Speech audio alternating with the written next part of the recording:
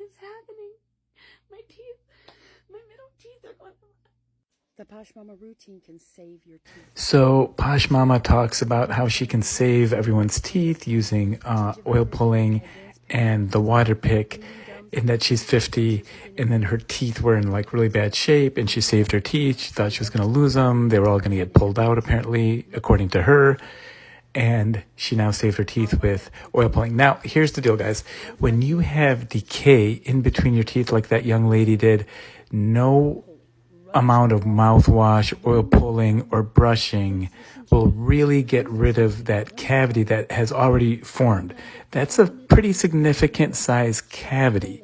At this point, you cannot reverse a cavity when it's that big. You can reverse cavities when they're really small and tiny, but when they're that big, showing through enamel and dentin, and you see like a dark brown, dark black spot, you can't just magically reverse it.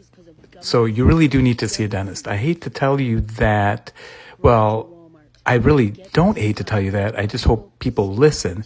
At that point, you really do need to see a dentist. There's no other way to fix it, unfortunately. So don't believe everything you hear on TikTok, but do try to listen to a dental health care professional. I think they know what's best for your mouth. And remember, no coconut drugs. Thank you.